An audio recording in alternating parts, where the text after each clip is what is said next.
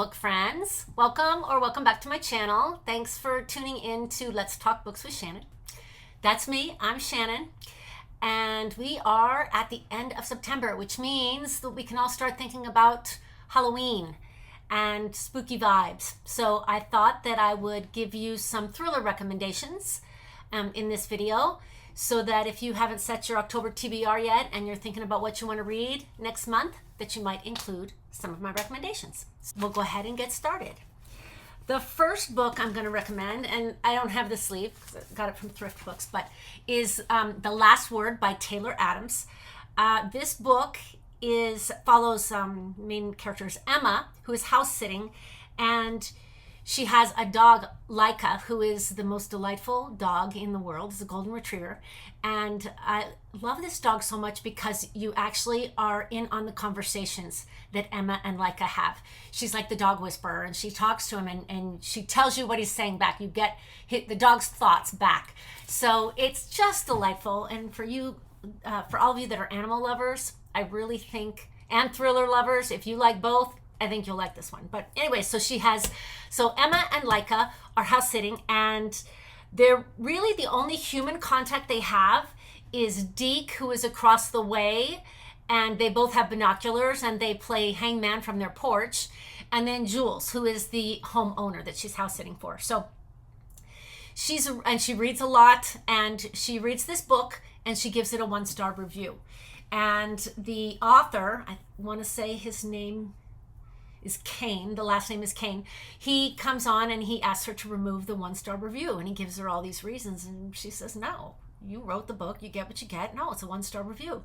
So he continues to hassle her and contact her again and again and try and get her to take down the review, and he starts to get obnoxious and belligerent, and she doesn't take it down.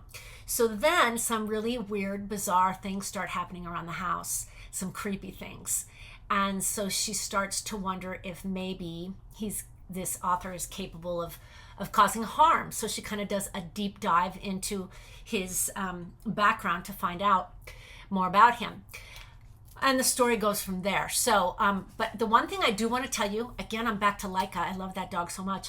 But I want to tell you that Laika gets into some trouble at one point, but survives. And I tell you that because I know how you are.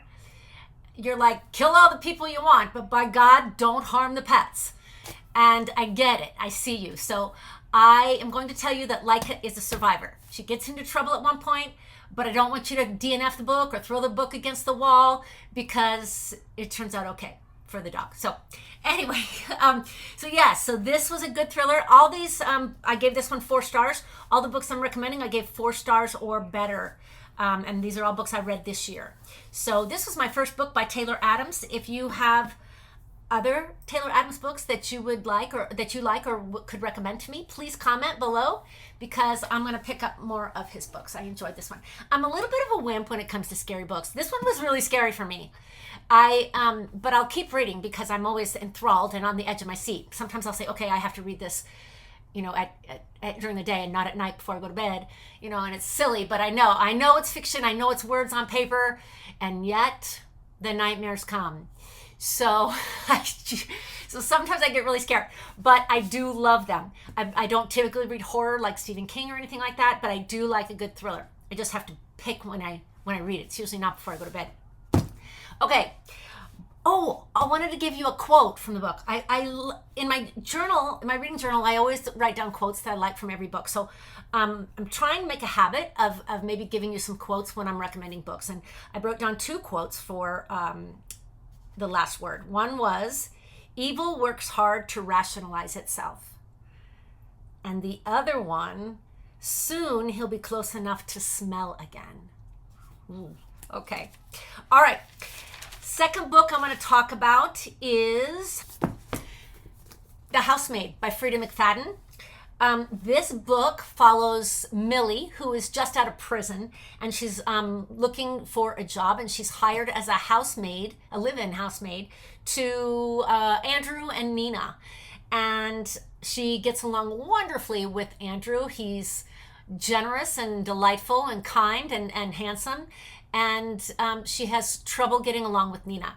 Nina puts her in a room upstairs for her sleeping quarters, so to speak, and it's a very drab room with not much in it, and it locks from the outside.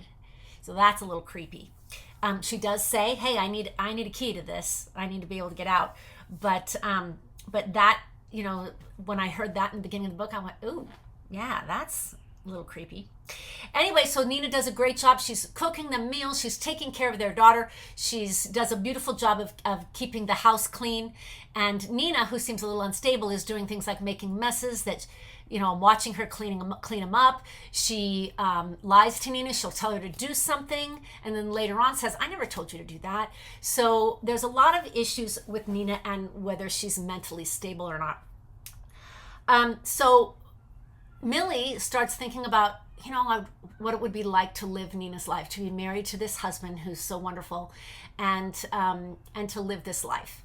And the story goes from there, and it gets creepy and lots of twists. I anticipated the first twist, but there were many more twists to come in this one. So this is one. Yeah, this was also my first Frida McFadden book.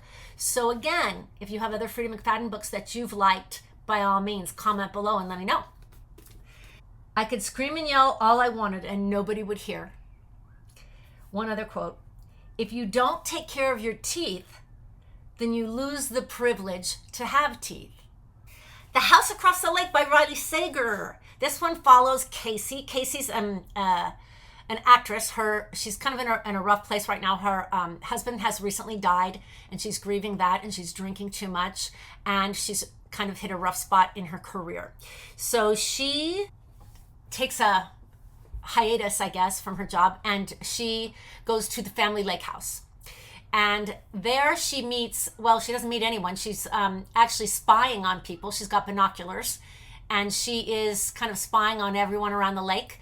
And she is watching Catherine and Tom, who's a couple who lives around the lake, and they are arguing a lot, and she can tell that their marriage is on the rocks.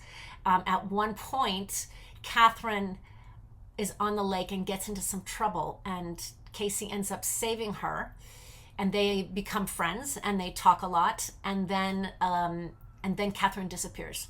So she needs to investigate, and she needs to find out what's happened to Catherine. So and that story takes off from there as well. And of course, Casey is not a reliable source because of her drinking, so that comes into play as well.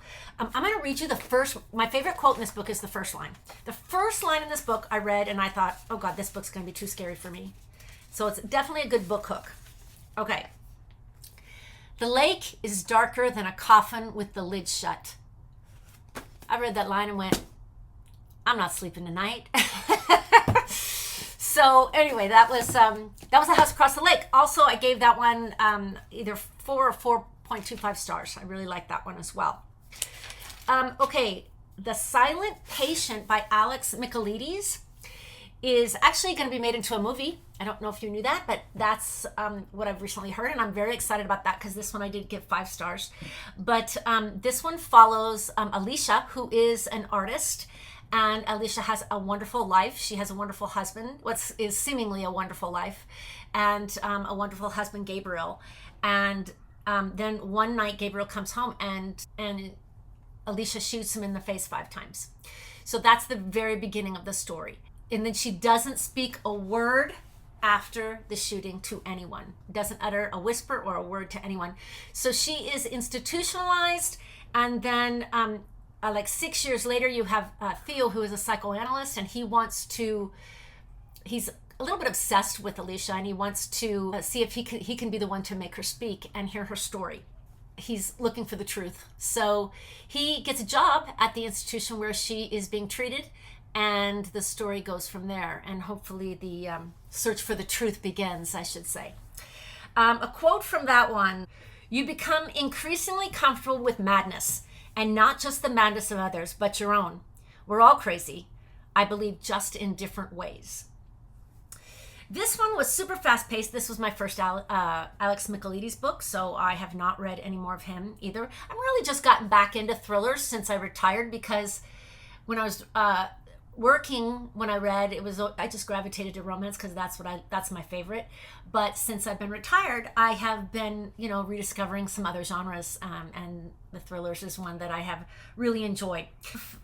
This one, this was a 5-star read for me, and yeah, it was a very fast pace. I didn't see the ending coming at all. It was an epic reveal for me, and yeah, I think you might like it. Okay, the next book I have that I read this year that I gave 4 or more stars to. I have a copy of it. I just don't have it with me. I have no idea where it's at. I loan out a lot of books, and I've loaned it to someone, and I'm not sure. But it is Rock, Paper, Scissors by Alice Feeney. I'll flash the picture up for you. And in this book, we are following Adam and Amelia. Adam and Amelia have a troubled marriage. Adam is a screenwriter who is a workaholic and works way too much. He also is obsessed with someone named Henry Winter, who is an author and someone that he works for. So we have Amelia, who feels she doesn't feel like she gets enough attention from her husband. And every anniversary, she writes him a letter that he never sees. And we get to hear that and to get a different perspective through her letters. But their marriage is troubled, and she gets this raffle, and she wins a getaway weekend to a guest house in Scotland. And she thinks this is perfect for their marriage, and maybe it's just what they need to kind of get them back on track. And when they arrive, of course, things take a sinister turn. Of course they do, because it's a thriller. So someone doesn't want them to have their happily ever after. But this one, the setting was so strong. I thought it's an isolated Scottish chapel, and of course it's winter and there's storms, and I just really fell into the setting. And Alice Feeney kind of doles out some unexpected pieces of information about both characters that you kind of reveal a truth about them that you didn't previously know about. The chapters are short. It has multiple POVs, which I always love. Yeah, I think that you will enjoy this ill-fated anniversary trip. So check it out. Okay, those are the 5 thrillers that I'm recommending to you for Halloween month. So I will probably have an October TBR video here in a few days, so keep an eye out for that. Until next time, friends, please take care of each other, and happy reading.